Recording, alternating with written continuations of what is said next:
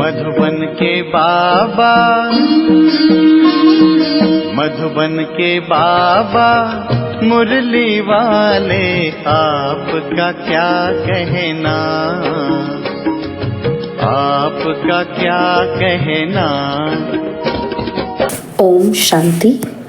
आज 17 मई 2024 के साकार मधुर महावाक्य हैं।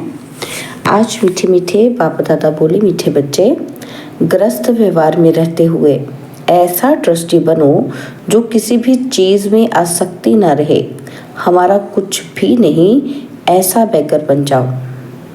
बाबा ने कहा, मीठे बच्चे, ग्रस्त व्यवहार में रहते हुए ऐसा ट्रस्टी बनो जो किसी भी चीज में आसक्ति न रहे। हमारा कुछ भी नहीं, ऐसा बैगर बन जाओ। बाबा ने आज प्रश्न पूछा है कि तुम बच्चों के पुरुषार्थ की मंजिल कौन सी है, और उत्तर में बाबा कहते, आप मरे मर गई दुनिया, यही है तुम्हारी मंजिल। शरीर से ममत्व टूट जाए, ऐसा बैगर बनो जो कुछ भी याद ना आए। आत्मा अशरीरी बन जाए, बस हमको वापस जाना है, ऐसा पुरुषार्थ करने वाले बैगर टू प्रिंस बनते हैं। तुम बच्चे ही फकीर से अमीर, अमीर से फकीर बनते हो। जब तुम अमीर हो तो एक भी गरीब नहीं होता है। ओम शांति।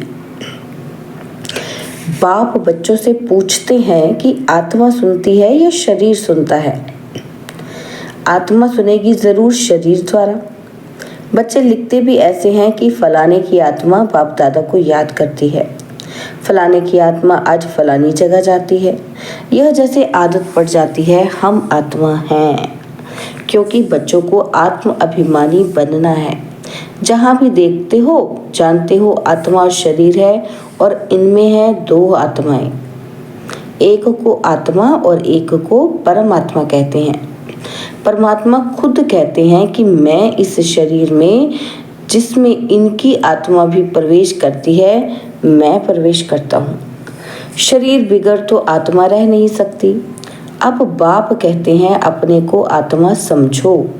अपने को आत्मा समझेंगे तब बाप को याद करेंगे और पवित्र बन शांति धाम में जाएंगे, और फिर दैवी गुण भी जितना धारण कर और कराएंगे।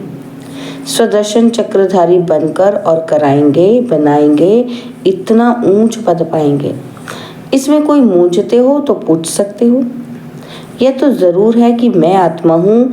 बाप बच्चों को ही कहते हैं जो ब्राह्मण बने हैं, दूसरों को नहीं कहेंगे। बच्चे ही प्रिय लगते हैं। हर एक बाप को बच्चे प्रिय लगते हैं।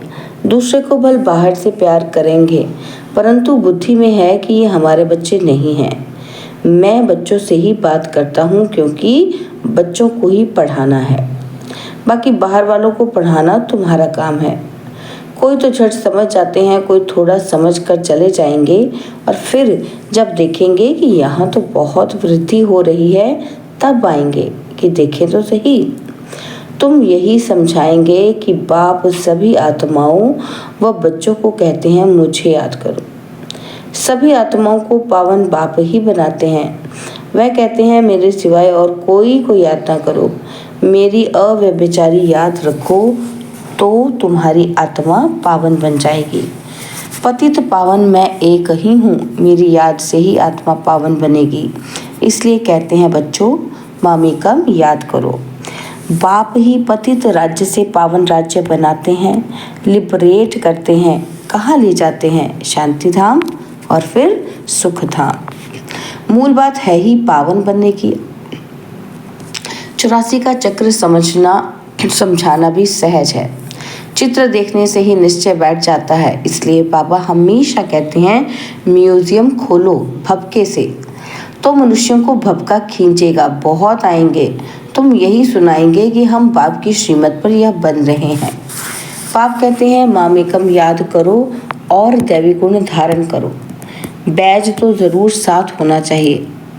तुम जानते हो, हम बैगर टू प्रिंस बनेंगे। पहले तो श्री कृष्ण बनेंगे ना। जब तक श्री कृष्ण ना बने तब तक श्री नारायण बन न सके। बच्चों से बड़ा हो तब नारायण ना मिले। तो इनमें दोनों चित्र हैं, तुम ये बनते हो। अभी तुम सब बैगर बने हुए हो। यहाँ ब्रह्मा कुमार कुमारियाँ भी बैगर्स हैं। इनके पास कुछ भी नहीं है। बैगर अर्थात जिनके पास कुछ भी ना हो। कोई कोई को हम बैगर नहीं कहेंगे। यह बाबा तो है सबसे बड़ा बैगर। इसमें पूरा बैगर बनना होता है। गृहस्थ व्यवहार में रहते आसक्ति तोड़नी होती है। तुमने ड्रामा अनुसार आसक्ति तोड़ दी है।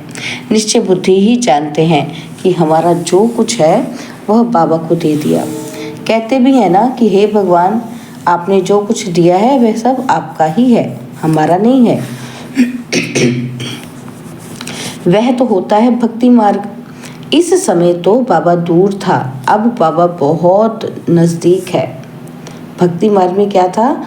उस समय भक्ति मार्ग में बाबा दूर था और अब बाबा बहुत नज़दीक है, सामने उनका बनना होता है।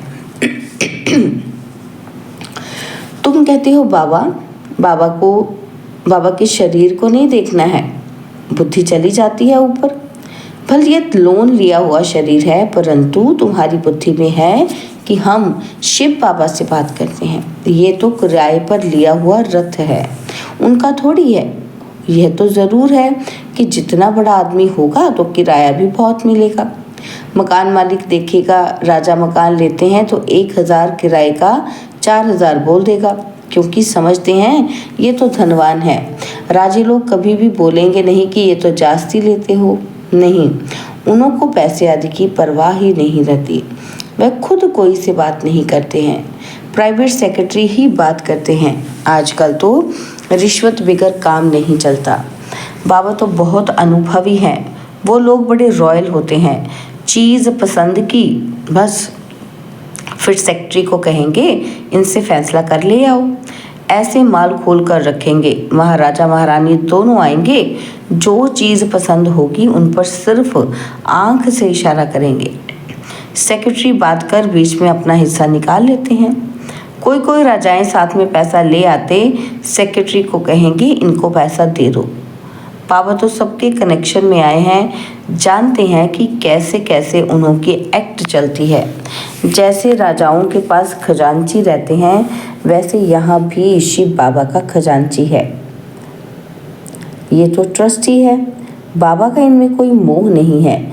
इसने अपने पैसे में ही मोह नहीं रखा, सब कुछ शिव बाबा को दे दिया, तो फिर शिव बाबा के धन में मोह कैसे रखेंगे? यह ट्रस्टी है जिनके पास धन रहता है। आजकल तो गवर्नमेंट कितना जांच करती है। विलायत से आते हैं तो एकदम अच्छी रीति जांच करते हैं। अब तुम बच्चे जानते हो कि कैसे बैगर बनना है। कुछ भी याद न आए, आत्मा अशरीरी बन जाए, इस शरीर को भी अपना न समझे, हमारा कुछ भी न रहे। बाप समझाते हैं अपने को आत्मा समझो, अभी तुमको वापस जाना है। तुम जानते हो कि बैगर कैसे बनना होता है। शरीर से भी ममत्व टूट जाए, आप मुए मर गई दुनिया, यह मंजिल है। समझते हो? बाबा ठीक कहते हैं। अब हमको वापस जाना है। शिव बाबा को तुम जो कुछ देते हो उसका फिर रिटर्न में दूसरे जन्म में मिल जाता है। इसलिए कहते हैं ये सब कुछ ईश्वर ने ही दिया है। आगे जन्म में ऐसा अच्छा कर्म किया है जिसका फल मिला है। शिव बाबा रखता किसी का भी नहीं है। बड़े बड़े राजाएं, जमींदार आदि होते हैं तो उनको नजराना भी देते हैं। फिर कोई नजराना लेते, कोई नहीं लेते। वहाँ तो तुम कुछ भी दान पुण्य नहीं करते हो, क्योंकि वहाँ तो सबके पास पैसे बहुत हैं। दान किसको करेंगे? गरीब तो वहाँ होते ही नहीं। तुम ही फकीर से अमीर और अमीर से फकीर बनते हो। कहते हैं ना इनको तंदुरुस्ती बख्शो, कृपा करो, ये करो। आगे शुरू में भी शिव बाबा से ही मांगते थे और फिर वे बेचारी बन गए हैं तो सबके आगे जाते रहते हैं। कहते हैं झोली भर दो। कितने पत्थर बुद्धि हैं। कहते भी हैं पत्थर बुद्धि से पारस बुद्धि बनाते हैं। तो तुम बच्चों को बहुत खुशी रहनी चाहिए। गायन भी है कि अति इंद्रिय सुख पूछना हो तो गोपी वल्लभ के गोप गोपियों से पूछो। किसी को बहुत फायदा होता है तो बहुत खुशी होती है, तो तुम बच्चों को भी बहुत खुशी रहनी चाहिए। तुमको 100% खुशी थी, फिर घटती गई। अब तो कुछ भी नहीं है। पहले थी बेहद की बादशाही, फिर होती है हद की रजाई अल्पकाल के लिए। अब बिरला के पास कितनी ढेर मिल्कियत है, मंदिर बनाते हैं उससे कुछ भी नहीं मिलता। गरीबों को थोड़े कुछ देते हैं। मंदिर बनाया और जहाँ मनुष्य आकर माथा टेकेंगे। हाँ, गरीब को दान में देते हैं तो उसका रिटर्न में मिल जाता है। धर्मशाला बनाते हैं तो बहुत मनुष्य जाकर वहाँ विश्राम पाते हैं। तो दूसरे जन्म में अल्पकाल के लिए सुख मिल जाता है। कोई हॉस्पिटल बनाता है तो भी अल्पकाल के लिए सुख मिलता है, एक जन्म के लिए। तो बेहद का बाप बच्चों को बैठ समझाते हैं क्या समझाते हैं कि इस पुरुषोत्तम संगम युग की बहुत महिमा है। तुम्हारी भी बहुत महिमा है जो तुम पुरुषोत्तम बनते हो। तुम ब्राह्मणों को ही भगवान आकर पढ़ाते हैं, वही ज्ञान का सागर है। इस सारे मनुष्य सृष्टि रूपी वृक्ष का बीज रूप है। सारे ड्रामा के आदि मध्य अंत का राज समझाते हैं। तुमसे पूछेंगे कि क्या तुमको पढ़ाते हैं? बोलो, क्या यह भूल गए हो कि गीता में भगवानुवाच है ना, मैं तुमको राजाओं का राजा बनाता हूँ। इसका अर्थ तुम अभी समझते हो। पतित राजाएं पावन राजाओं की पूजा करते हैं, इसलिए बाप कहते हैं तुमको राजाओं का राजा बनाता हूँ। ये लक्ष्मी नारायण स्वर्ग के मालिक थे ना। स्वर्ग के देवताओं को द्वापर कलयुग में सब नमन पूजन करते हैं। इन बातों को अभी तुम समझते हो। भक्त लोग कुछ भी समझते थोड़े हैं, वह तो सिर्फ शास्त्रों की कहानियाँ पढ़ते सुनते रहते हैं। बाप कहते हैं तुम जो गीता आधा कल्प से पढ़ते सुनते आए हो उससे कुछ प्राप्ति हुई? पेट तो कुछ भी भरा नहीं। अभी तुम्हारा पेट भर रहा है। तुम जानते हो कि ये पाठ एक ही बार चलता है। खुद भगवान कहते हैं क्या कहते हैं कि मैं इस तन में प्रवेश करता हूँ। बाप इनके द्वारा बोलते हैं तो जरूर प्रवेश करेंगे।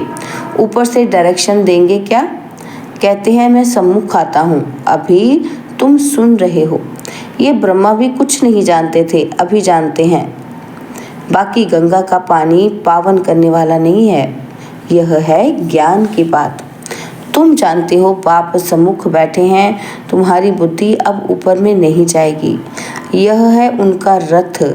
इनको बाबा बूट भी कहते हैं, डिब्बी भी कहते हैं। इस डिब्बी में वह हीरा है। कितनी फर्स्ट क्लास चीज़ है। इनको तो रखना चाहिए सोने की डिब्बी में।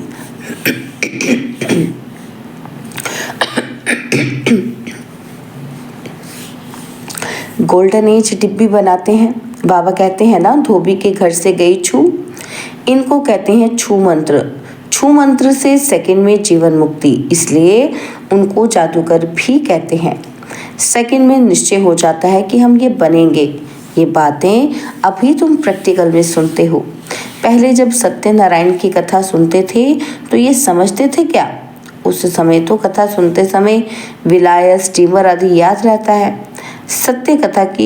सत्यनारायण की कथा सुनकर फिर मुसाफरी पर जाते थे, वह तो फिर लौट आते थे। बाप तो कहते हैं तुमको फिर इस छीछी दुनिया में लौटना नहीं है। भारत अमर लोक स्वर्ग देवी देवताओं का राज्य था। यह लक्ष्मी नारायण विश्व के मालिक है ना। इनके राज्य में पवित्रता, सुख, शांति थी। दुनिया भी ये मांगती है कि विश्व में शांति हो, सब मिलकर एक हो जाए। अब इतने सब धर्म मिलकर एक कैसे होंगे? हर एक का धर्म अलग, फीचर्स अलग अलग, सब एक कैसे होंगे? वह तो है ही शांति धाम, सुख धाम। वहाँ एक धर्म एक राज्य होता है, दूसरा कोई धर्म ही नहीं। जो ताली बजे उसको विश्व में शांति कहा जाता है। अभी तुम बच्चों को बाप पढ़ा रहे हैं। यह भी जानते हो कि सब बच्चे एक रस नहीं पढ़ते हैं, नंबरवार तो होते ही हैं। यह भी राजधानी स्थापन हो रही है। बच्चों को कितना समझदार बनाया जाता है। यह है ईश्वरीय यूनिवर्सिटी। भक्त लोग समझते नहीं। अनेक बार सुना भी है भगवानुवाच, क्योंकि गीता ही भारतवासियों का धर्म शास्त्र है। गीता की तो अपरम अपार महिमा है। सर्वशास्त्र में शिरोमणि भगवत गीता है। शिरोमणि अर्थात श्रेष्ठ ते श्रेष्ठ, पतित पावन सदगति दाता है ही एक भगवान, जो सभी आत्माओं का बाप है। भारतवासी अर्थ को समझते नहीं हैं, बेसमझी से सिर्फ कह देते हैं कि सब भाई भाई हैं। अभी तुमको बाप ने समझाया है कि हम भाई भाई हैं, हम शांति धाम के रहने वाले हैं। यहाँ पाठ बजाते बजाते हम बाप को भी भूल जाते हैं, तो घर को भी भूल जाते हैं। जो बाप भारत को सारे विश्व का राज्य देते हैं, उनको सब भूल जाते हैं। ये सब राज बाप ही समझाते हैं। अच्छा, मीठे मीठे चिकिलते बच्चों प्रति माता पिता बाप दादा का याद प्यार और गुड मॉर्निंग। रूहानी बाप की रूहानी बच्चों को नमस्ते। हम रूहानी बच्चों की रूहानी बाप दादाजी को दिलवा चांद सिकवा प्रेम से नमस्ते। ओम शांति। प्यारे बाबा, मीठे बाबा, मेरे बाबा, शुक्रिया बाबा, शुक्रिया बाबा, शुक्रिया। धारणा के लिए मुख्य सार है। पहला पॉइंट है, अतीन्द्रिय सुख का अनुभव करने के लिए स्मृति रहे कि यही पुरुषोत्तम संगम युग है, जबकि हमें भगवान पढ़ाते हैं जिससे हम राजाओं का राजा बनेंगे। अभी ही हमें ड्रामा के आदि मध्य अंत का ज्ञान है। और सेकंड पॉइंट है, अब वापस घर जाना है, इसलिए इस शरीर से भी पूरा बैगर बनना है। इसे भूल अपने को अशरीरी आत्मा समझना है। बाबा ने आज वरदान दिया, सदा संतुष्ट रह, अपनी दृष्टि वृत्ति कृति द्वारा संतुष्टता की अनुभूति कराने वाले संतुष्ट मणि भव। सदा संतुष्ट रह, अपनी दृष्टि वृत्ति कृति द्वारा संतुष्टता की अनुभूति कराने वाले संतुष्ट मणि भव। ब्राह्मण कुल में विशेष आत्माएं वो हैं जो सदा संतुष्टता की विशेषता द्वारा स्वयं भी संतुष्ट रहती हैं और अपनी दृष्टि वृत्ति और कृति द्वारा औरों को भी संतुष्टता की अनुभूति कराती हैं। वही संतुष्ट मणियाँ हैं जो सदा संकल्प बोल संगठन के संबंध संपर्क व बाप दादा द्वारा कर्म में बाप दादा द्वारा अपने ऊपर संतुष्टता के गोल्डन पुष्पों की वर्षा अनुभव करती हैं। ऐसी संतुष्ट मणियाँ ही बाप दादा के गले का हार बनती हैं, राज्य अधिकारी बनती हैं और भक्तों के सिमरन की माला बनती हैं।